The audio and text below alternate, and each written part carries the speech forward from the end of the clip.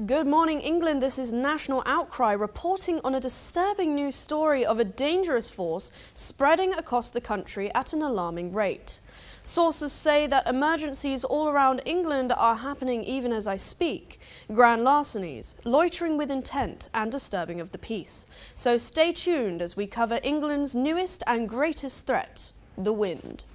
Police reports state that there have been 50 bins, which we now know of, that have been stolen by the wind in the past week, 50% more than any week before, as this number continues to rise. The public has been traumatised, as some even bore witness to these heinous acts, occurring mere inches away from them. Experts in criminology across the country have theorised that this is part of a new order of organised crime, led by the Winds of England. For years now, England has coexisted peacefully with the wind. It turned our wind turbines, it dried our laundry, and it even flew our kites. But the peace has since been shattered, so much so that it's begun to invade our homes, leaving victims with telltale symptoms such as the shivers and, in most sickening cases, a runny nose, more professionally known as the sniffles. The best detectives in the country are now banding together trying to predict when and where these elusive bandits will strike next, as it's seemingly only a matter of time. Police have made a statement saying they're trying their very best, but the breezes of Britain have proven to be unpredictable force of nature, greater than any criminal they've faced before. Citizens have begun to lose faith in the justice system and have begun implementing their own countermeasures. Lead spokespeople have claimed that keeping your doors and curtains shut tight, your fireplaces alight and blankets wrapped snugly around you have proven to be an effective countermeasure. But as the winter months approach, the impending doom of the wind's next strike has proven to be disheartening. Most tragically of all, the umbrella murders. Since November 17th, 12 umbrellas have been found dead on the streets. Witnesses describe seeing the wind turning the umbrellas inside out, some winds tearing them off their rods. On the 30th of November at Windsor Gardens, London, a memorial will be held for the poor umbrella victims whose lives were taken in this terrible accident. We advise that you hold onto your umbrellas tightly during walks and make use of them responsibly.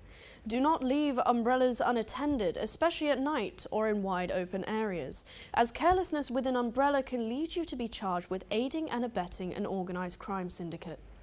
People are asking what has caused this sudden uprising. Luckily for the public, we at National Outcry have a reporter who is an expert on this whole ordeal.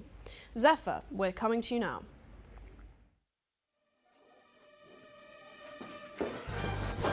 Zephyr Mac, current reward for National Outcry, and a last line of defence for Umbrella Kind.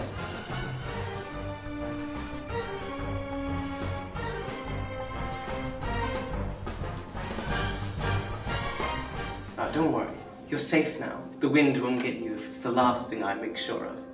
Now, would you mind answering some questions for our programme?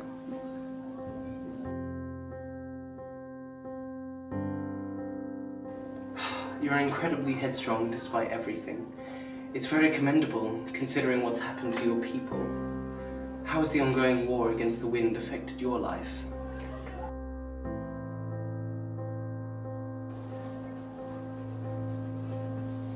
Oh God, that's awful. My. It must be a real struggle for you out there.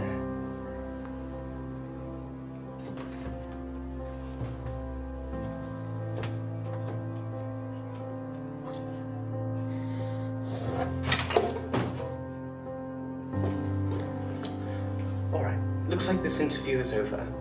The poor umbrella is too traumatized to keep going. I'm Zephyr Mac. This is National Outcry's Guerrilla Reporting. Back to the studio. Thank you for that, Zephyr. It's just such a tragedy seeing people like that poor umbrella live in such oppression and fear, don't you think? Now I have a victim of the wind's ghastly crime spree here with me in the studio. So, what are your opinions on this whole sordid ordeal with the wind? The wind?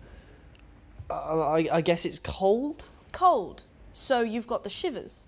Do you mean to tell me that not only did you lose your umbrella in the wind, but you've been a victim of a break-in too? No, I don't know, maybe. I live in a house with 6 people. Oh my. You've got the shivers and the sniffles. You must have really passed wind on several occasions, you poor thing. Viewers at home, we have a serious victim of the wind right here in our studio this afternoon. I did not pass anything. I did not. Now, there's no need to be ashamed. The wind has claimed hundreds of thousands of victims around the country. I promise you that you are not alone. Well, I guess it is natural. That's right. We really need to destigmatize the idea of being a victim of the wind like this poor chap here. After all, if we don't all band together as a country, the wind could really tear us all apart. Yeah. Besides, winter is nearing closer and closer by the day.